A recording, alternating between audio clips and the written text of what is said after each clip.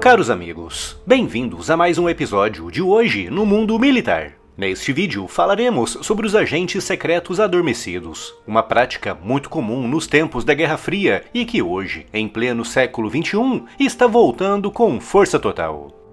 Para indústrias e oficinas, robustez e conforto são fundamentais. As botas Thunderbell e Workbell da Botas Tabel possuem solado costurado e palmilha de alto conforto, garantindo segurança e resistência em ambientes exigentes. Equipadas com proteção anti-perfuro e certificação CA e com 180 dias de garantia contra defeitos de fabricação, oferecem uma performance excepcional. Para comprar as suas, basta clicar no link aqui na descrição e usar o cupom de desconto do canal. Escolha Botas Tabel e garanta qualidade e segurança no seu dia a dia.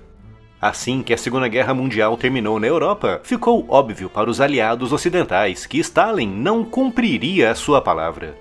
Dentre as promessas que fez, estava oferecer aos países do leste europeu total autonomia política, mas Stalin preferiu mantê-los debaixo de total controle, transformando países como Polônia, Bulgária e Hungria em meros satélites comunistas da Rússia soviética. Para evitar a fuga de pessoas, cientistas e militares para o Ocidente, Stalin fechou todas as suas fronteiras, fazendo cair sobre o leste europeu uma autêntica cortina de ferro com 7.000 quilômetros de extensão, marcada por muros, cercas, arame farpado, torres de vigilância e campos minados. Graças a isso, nada entrava ou saía da União Soviética sem o prévio consentimento da cúpula soviética em Moscou. Mas, mesmo assim, os soviéticos precisavam saber o que estava acontecendo do outro lado da sua cortina de ferro.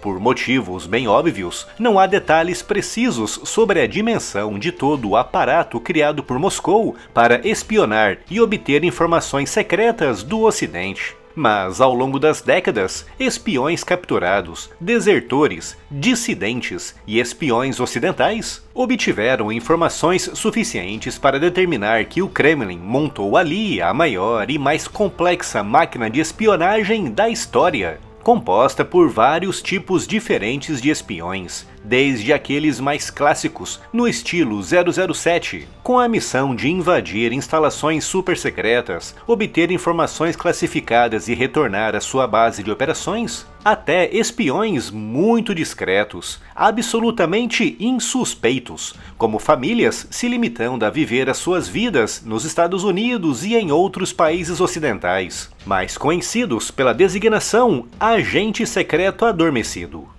Esses agentes eram altamente treinados na União Soviética ou em satélites comunistas para passarem despercebidos, recebendo a missão de se infiltrar no país-alvo da forma mais insuspeita possível, como por exemplo, sob a forma de estudantes universitários, trabalhadores qualificados como professores e engenheiros, com a União Soviética conhecida na época por formar excelentes engenheiros, ou simplesmente como homens e mulheres que, através de relacionamentos falsos com nacionais do país-alvo, conseguiam obter vistos de permanência ou até mesmo a cidadania completa.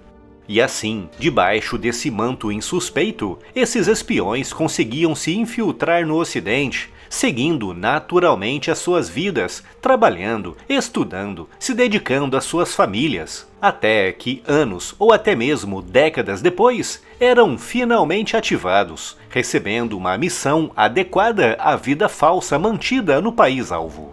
Por exemplo, se o espião adormecido fosse um professor em uma universidade conhecida por ter projetos militares, o espião poderia receber a missão de se infiltrar nesses projetos para obter informações mais detalhadas. E era para permitir o acesso mais facilitado a projetos mais críticos e secretos que muitos agentes adormecidos eram pessoas com um forte background acadêmico, justamente para agilizar a entrada dessas pessoas em empresas, organizações e institutos de alto nível, de preferência com algum tipo de associação com governos e forças armadas. E não raro, os agentes adormecidos trabalhavam diretamente para o governo ou os militares do país-alvo. Um caso clássico de agente adormecido foi o de Jack Barsky, recrutado pela KGB no final dos anos 60. Barsky estava tirando um doutorado em Química e era professor assistente em uma conceituada universidade em Berlim, quando foi recrutado pela KGB, indo para Berlim Oriental por diversas semanas para, alegadamente, realizar pesquisas para o seu doutorado. Mas, na realidade, Barsky foi receber treinamento avançado pela KGB, retornando aos Estados Unidos nos anos 70 como agente adormecido. O seu nome de batismo era Albrecht Dietrich, assumindo a identidade de uma criança de 10 anos falecida em 1955.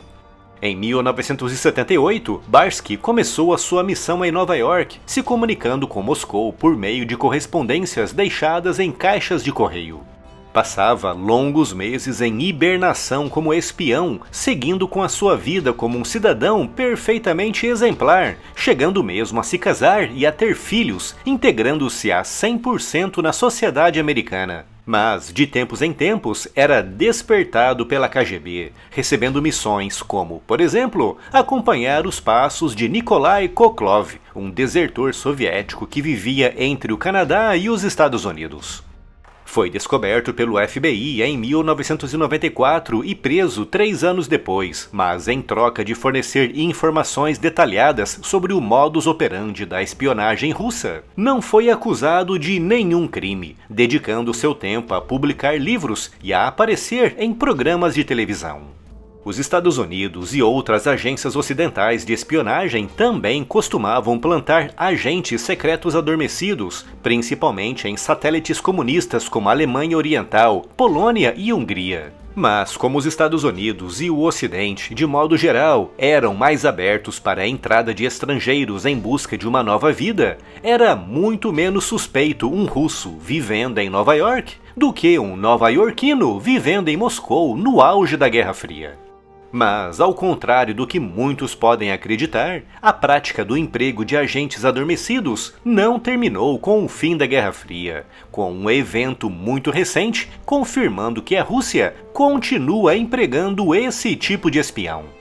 No dia 1 de agosto de 2024, a Rússia e os Estados Unidos conduziram a maior troca de prisioneiros desde o fim dos anos 80, com a Rússia libertando 16 presos e com os Estados Unidos, Alemanha, Polônia, Eslovênia e Noruega libertando 8. E dentre os libertados pelo Ocidente estavam Anna e Artem Dutsev, presos na Eslovênia em 2022 sob a acusação de espionagem.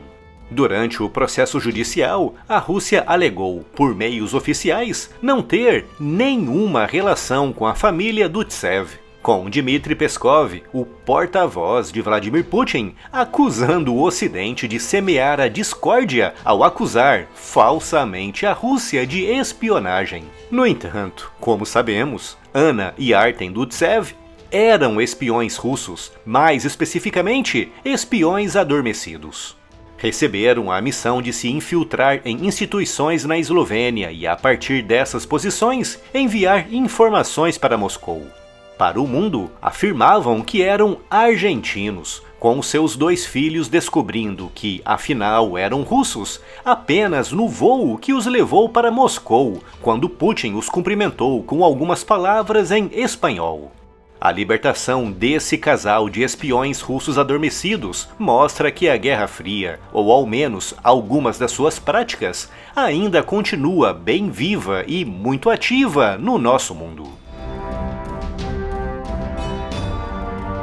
E se ainda não está inscrito no canal, inscreva-se já e acione o sino das notificações para não perder nenhuma novidade.